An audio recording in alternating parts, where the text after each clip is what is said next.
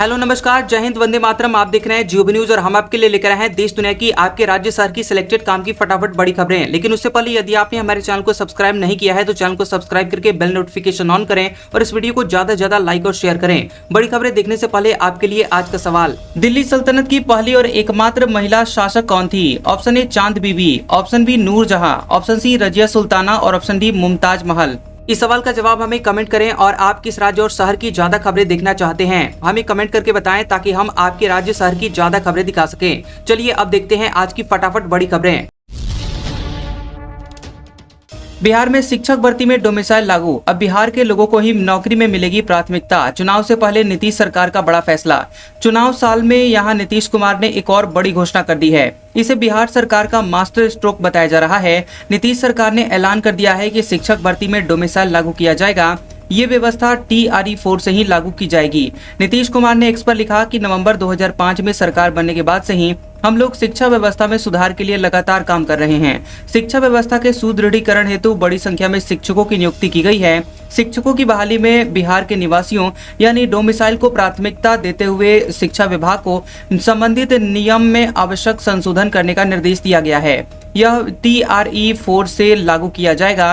वर्ष 2025 में TRE 4 एवं वर्ष 2026 में TRE 5 का आयोजन किया जाएगा। TRE 5 के आयोजन के पूर्व STET का आयोजन कराने का भी निर्देश दिया गया है। बता दें कि किसी भी भर्ती में डोमिसाइल नीति लागू होने का मतलब होता है कि इस भर्ती में उस प्रदेश के लोग ही अप्लाई कर सकते हैं और नौकरी देने में सिर्फ उस राज्य के निवासियों को ही प्राथमिकता दी जाएगी।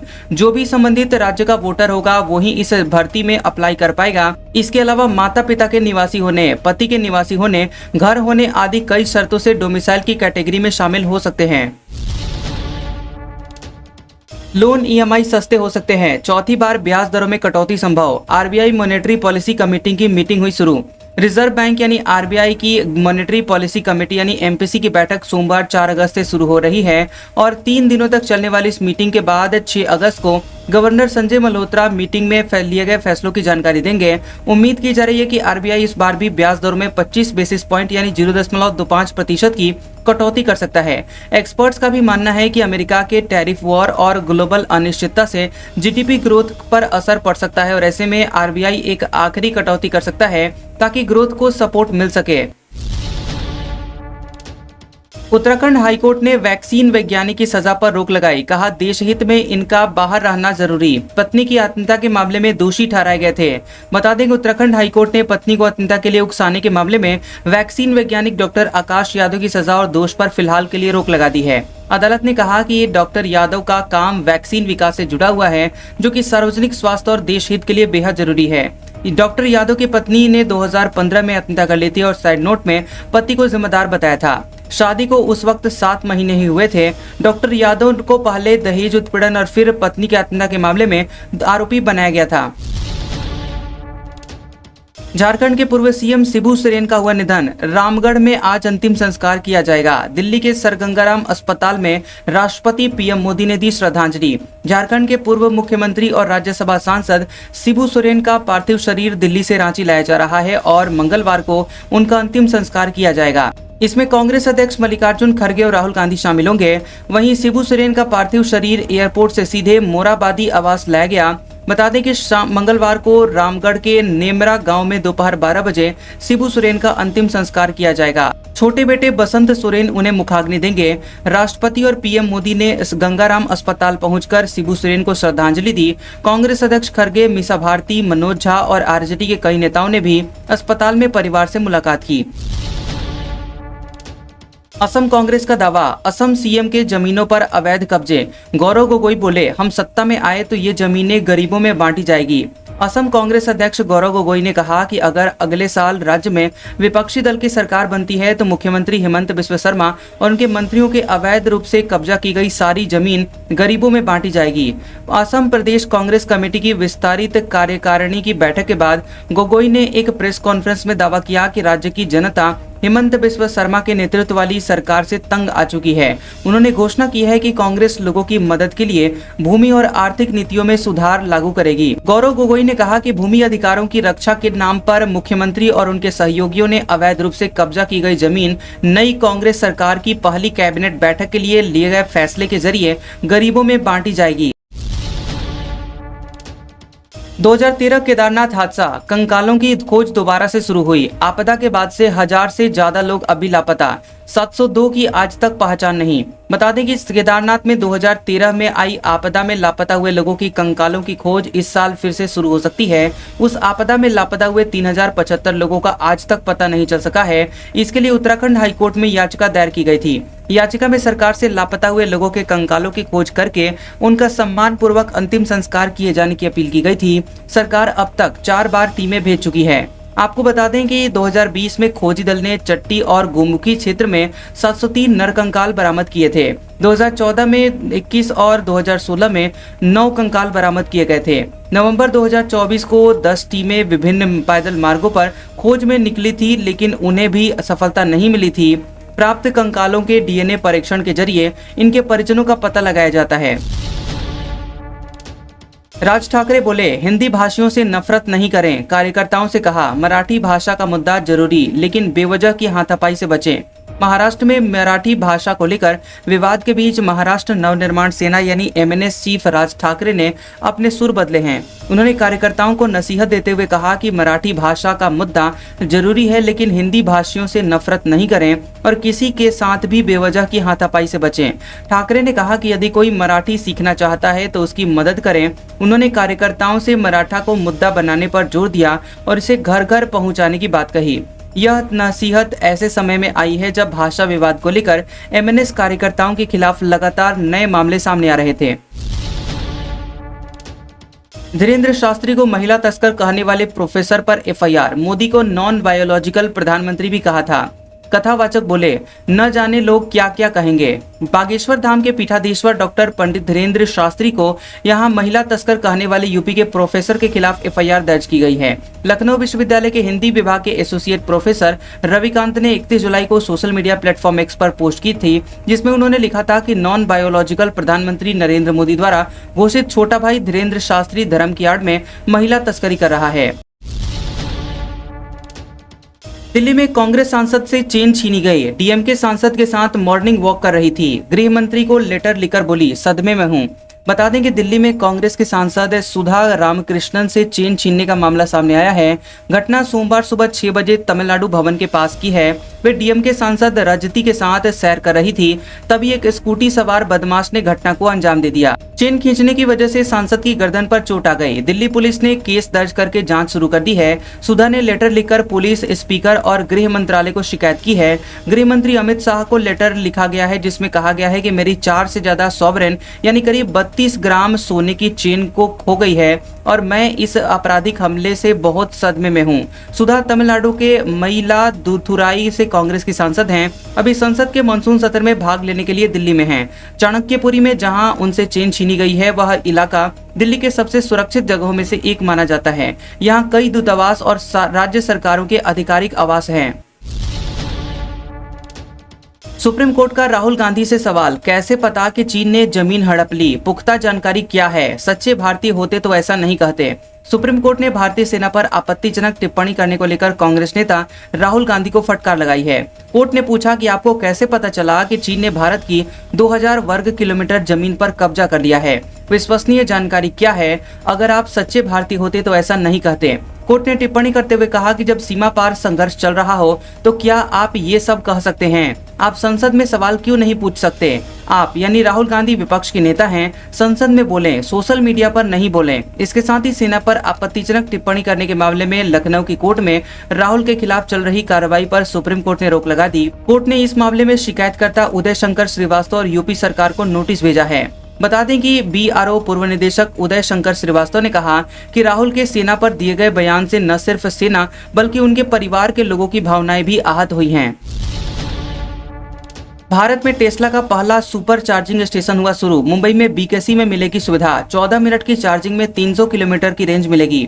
इलॉन मस्क की कंपनी टेस्ला ने भारत में अपना पहला सुपर चार्जिंग स्टेशन शुरू कर दिया है और ये स्टेशन मुंबई के बांद्रा कुर्ला कॉम्प्लेक्स बीकेसी में खुला है। इसमें 4 V4 सुपर चार्जर यानी डीसी फास्ट चार्जर और 4 डेस्टिनेशन चार्जर एसी चार्जर हैं। सुपर चार्जर 250 kW की रफ्तार से चार्ज करते हैं और ये सिर्फ 14 मिनट की चार्जिंग में लगभग 300 किलोमीटर की रेंज देगा। सुपर चार्जर की कीमत 24 रुपए प्रति किलोवाट घंटा है और डेस्टिनेशन चार्जर की कीमत 14 रुपए प्रति किलोवाट घंटा है। टेस्ला कार के मालिक टेस्ला के ऐप के जरिए चार्जर खाली है या नहीं ये चेक कर सकते हैं। इसके अलावा चार्जिंग फी प्रोग्रेस देख सकेंगे और पेमेंट भी कर सकेंगे। बोइंग में फाइटर जेट बनाने का काम ठप पड़ा, 3200 कर्मचारी हड़ताल पर, 40% इंक्रीमेंट का कॉन्ट्रैक्ट ठुकराया, बोले आर्थिक सुरक्षा दें। बोइंग कंपनी के करीब 3200 कर्मचारी हड़ताल पर हैं। ये कर्मचारी बोइंग में फाइटर जेट और अन्य विमानन उपकरण बनाते और मेंटेन करते हैं। हड़ताल पर जाने से फैक्ट्रियों में कामकाज ठप पड़ गया है और लेबर कॉन्ट्रैक्ट पर सहमति नहीं बन पाने के कारण कर्मचारियों ने हड़ताल की है।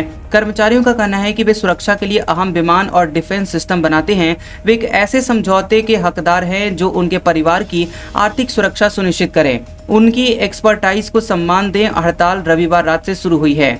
बता दें कि कंपनी के पास 7000 फाइटर जेट के ऑर्डर हैं जिन्हें उसे 2 साल के अंदर डिलीवर करना है। योगी बोले मालेगांव में जानबूझकर हिंदू नेताओं को फंसाया गया। सहारनपुर में कहा कांग्रेस समाजवादी पार्टी गरीबों के साथ नहीं, जय श्री राम के लगे नारे। सीएम योगी सहारनपुर पहुंचे, यहाँ 381 करोड़ रुपए की 15 विकास योजनाओं का लोकार्पण किया। इसके साथ ही विभिन्न योजनाओं के लाभार्थियों को प्रमाण पत्र भी बांटे। इससे पहले योगी के मंच पर पहुंचते ही जय श्री राम के जयकारे लगे। योगी ने कहा कि महाकुंभ की सफलता से विपक्ष परेशान है। कांग्रेस और समाजवादी पार्टी के लोगों को परेशानी हो रही थी कि सनातन धर्म का गौरव इतना ऊंचा कैसे हो रहा है। इन लोगों की संवेदना एक गरीब, एक नौजवान के साथ नहीं होती। इनको भारत की विरासत पर गौरव की अनुभूति नहीं होती। भारत और भारतीयता आगे बढ़ती है तो इन्हें परेशानी होती है, लेकिन आतंकवादी वारदात को संरक्षण देने में समाजवादी पार्टी और कांग्रेस आगे रहती है।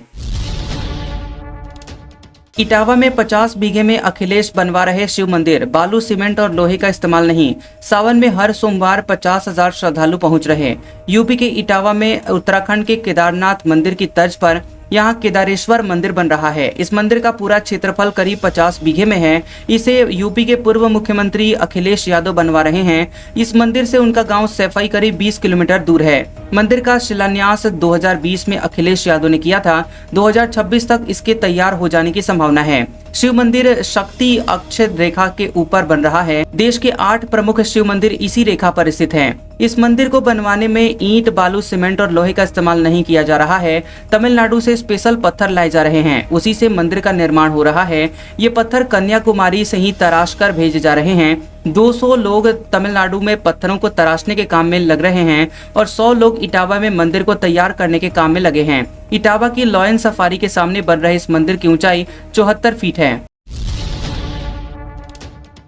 हरदोई में ड्रोन उड़ाने का नया नियम, बिना पंजीकरण और अनुमति के उड़ाना प्रतिबंधित। डीएम एसपी ने जारी किया दिशा निर्देश। बता दें कि हरदोई में अब बिना किसी पंजीकरण और अनुमति के ड्रोन उड़ाना पूरी तरह से प्रतिबंधित कर दिया गया है। कलेक्ट्रेट स्थित विवेकानंद सभागार में जिलाधिकारी अनुनय झा और पुलिस अधीक्षक नीरज कुमार जादव ने संयुक्त प्रेस वार्ता आयोजित की। इस दौरान उन्होंने ड्रोन संचालन को लेकर महत्वपूर्ण दिशा निर्देश जारी किए हैं। अधिकारियों ने स्पष्ट किया है कि जिले में अब बिना पंजीकरण और पुलिस प्रशासन की अनुमति के ड्रोन उड़ाना प्रतिबंधित रहेगा। यह निर्णय मुख्यमंत्री के निर्देशों के क्रम में लिया गया है। इसका उद्देश्य सार्वजनिक सुरक्षा सुनिश्चित करना है। इसके साथ ही मॉब लिंचिंग या फिर अन्य आपराधिक घटनाओं पर नियंत्रण रखना है। बिजली के निजीकरण के विरोध में कर्मचारियों ने किया प्रदर्शन। लखनऊ में आंदोलन के 250 दिन पूरे हुए। प्रबंधन मुर्दाबाद के लगे नारे। लखनऊ में बिजली निजीकरण के खिलाफ विद्युत कर्मचारी संयुक्त संघर्ष समिति का विरोध प्रदर्शन 250वें दिन जारी रहा। इस मौके पर कर्मचारियों ने लखनऊ स्थित मध्यांचल विद्युत वितरण निगम लिमिटेड के मुख्यालय पर जोरदार प्रदर्शन किया। बता दें कि बारिश के बावजूद संघर्ष समिति के पदाधिकारी और कर्मचारी सरकार के खिलाफ नारेबाजी करते हुए सड़कों पर डटे रहे। संघर्ष समिति के अध्यक्ष शैलेंद्र दुबे ने Uttar Pradesh power corporation limited के चेयरमैन डॉक्टर आशीष गोयल पर गंभीर आरोप लगाए हैं। उन्होंने दावा किया कि चेयरमैन के पास आय से अधिक संपत्ति है और सरकार को इसकी उच्च स्तरीय जांच करानी चाहिए। दुबे ने मुख्यमंत्री योगी आदित्यनाथ से मांग की है कि प्रदेश में बिजली निजीकरण की प्रक्रिया पर तत्काल रोक लगाई जाए और चेयरमैन के खिलाफ जाँच शुरू की जाए। पटना एम्स में ओपीडी आईपीडी बंद, 150 ऑपरेशन टले। हड़ताल पर डॉक्टर्स। चेतन आनंद मारपीट विवाद के बीच सीएम से मिले आनंद मोहन। विधायक चेतन आनंद और एम्स के डॉक्टर्स के बीच हुए विवाद को लेकर चौथे दिन भी जूनियर और रेजिडेंट डॉक्टर्स की हड़ताल जारी है। जूनियर डॉक्टर्स ने ओपीडी आईपीडी सेवाओं को पूरी तरह से बंद कर दिया है। रविवार तक 85 ऑपरेशन टाल दिए गए और ये संख्या अब 150 से भी ज्यादा हो गई है। हड़ताल से मरीजों को परेशानी का सामना करना पड़ रहा है और दूर दूर से आए मरीजों को बिना इलाज के ही वापस लौटना पड़ रहा है। सोमवार को डॉक्टर्स ने हाथों में बैनर पोस्टर लेकर वी वांट जस्टिस और वापस लो आवेदन वापस लो के नारे लगाए। उन्होंने सुरक्षा नहीं तो सेवा नहीं और विधायक तुम माफी मांगो जैसे नारों के साथ अपनी आवाज बुलंद की। शराब घोटाला मामले में भूपेश चैतन्य को सुप्रीम कोर्ट से राहत नहीं, हाई कोर्ट जाने की दी सलाह। कहा बाकी अदालतें किस लिए हैं। बेटे की 14 दिन की रिमांड बढ़ी। छत्तीसगढ़ के पूर्व मुख्यमंत्री भूपेश बघेल और उनके बेटे चैतन्य बघेल को सुप्रीम कोर्ट से राहत नहीं मिली है। ईडी के मामलों को लेकर लगाई गई अग्रिम जमानत याचिका पर सुप्रीम कोर्ट ने उन्हें हाईकोर्ट जाने की सलाह दी है। सुप्रीम कोर्ट ने एक याचिका को सुनने से इनकार कर दिया और वहीं दूसरी याचिका पर सुनवाई 6 अगस्त को होगी। सुप्रीम कोर्ट ने सवाल उठाया कि दोनों ने एक ही याचिका में पीएमएलए के कई सेक्शन को चुनौती देने के साथ साथ जमानत जैसी व्यक्तिगत राहत की मांग की है। सुप्रीम कोर्ट ने कहा कि जब किसी मामले में कोई प्रभावशाली व्यक्ति शामिल होता है तो वो सीधे सुप्रीम कोर्ट का रुख करता है। यदि हम ही सब केस सुनेंगे तो बाकी की अदालतें किस लिए हैं? अगर ऐसा ही होता रहा तो फिर आम आदमी कहां जाएंगे? एक साधारण आदमी और वकील के पास पैरवी के लिए सुप्रीम कोर्ट में कोई स्पेस ही नहीं बचेगा। डिजी लॉकर पर एमपी में 80 लाख प्रॉपर्टी के डॉक्यूमेंट। हाउसिंग बोर्ड से जुड़ी हुई सारी प्रॉपर्टी होगी ऑनलाइन। आग लगने चोरी होने पर भी सुरक्षित रहेंगे। मध्य प्रदेश हाउसिंग बोर्ड से जुड़ी हुई 80 लाख प्रॉपर्टी के डॉक्यूमेंट अब डिजी लॉकर पर भी मिलेंगे। ऐसे में अब डॉक्यूमेंट आग लगने या फिर चोरी होने पर भी सुरक्षित रहेंगे। अभी 75,000 आवंटियों की प्रॉपर्टी को सुरक्षित किया गया है और इतने ही आवंटियों के लिए यह पहल की जा रही है। 80 लाख प्रॉपर्टी दस्तावेज और नस्तियां 8 महीने तक स्कैन करके ऑनलाइन किए गए हैं। इस डॉक्यूमेंट को हाउसिंग बोर्ड ने डिजी लॉकर ऐप पर भी अपलोड कर दिया है। यानी कि किसी आवंटी को अपने डॉक्यूमेंट की अगर जरूरत है या फिर देखना है तो वह अपने रजिस्टर्ड मोबाइल नंबर से लॉगिन करके अपने दस्तावेज को डिजी लॉकर पर देख सकता है। ईडी और इनकम टैक्स की तर्ज पर होगी अब पौधारोपण की जांच। वन मंत्री बोले बंद लिफाफे में टीम बताएगी कहां निरीक्षण होगा। खेजड़ी विवाद पर भी दिया जवाब। राजस्थान में ईडी और इनकम टैक्स विभाग की तर्ज पर अब पौधों की वास्तविक स्थिति का निरीक्षण होगा। मौके पर जाकर जिम्मेदारों को बंद लिफाफा सौंपा जाएगा जिसमें टीम बताएगी कि कहां पर निरीक्षण करना है। चित्तौड़गढ़ दौरे पर आए वन पर्यावरण राज्य मंत्री स्वतंत्र प्रभार संजय शर्मा ने यह जानकारी दी है। उन्होंने कहा कि पौधे की देखभाल के लिए जिम्मेदारी निर्धारित की जाएगी। पहली बार राज्य में सरकार के स्तर पर त्रिस्तरीय मूल्यांकन प्रणाली बनाई गई है। पौधरोपण की वास्तविक स्थिति का पता लगाने के लिए सरकारी एजेंसियां और एक थर्ड पार्टी एजेंसी जांच करेगी। आज का सुविचार, दुखों से घृणा ना करें। जिंदगी में बुरे दिनों का आना भी जरूरी होता है क्योंकि तभी पता चलता है कि कौन हाथ पकड़ता है और कौन हाथ छोड़ जाता है। कैसा लगा ये वीडियो हमें कमेंट सेक्शन में जरूर बताएं। वीडियो पसंद आया हो तो वीडियो को लाइक और शेयर करें और ऐसी इंटरेस्टिंग वीडियोस देखने के लिए हमारे चैनल GOB न्यूज को सब्सक्राइब करें और बेल आइकॉन को दबाएं। और हमारे ओल्ड और लेटेस्ट वीडियोस देखने के लिए हमारे प्लेलिस्ट और कम्युनिटी टैब को जरूर चेक करें। तो मिलते हैं अगले वीडियो में, तब तक के लिए आपका शुक्रिया।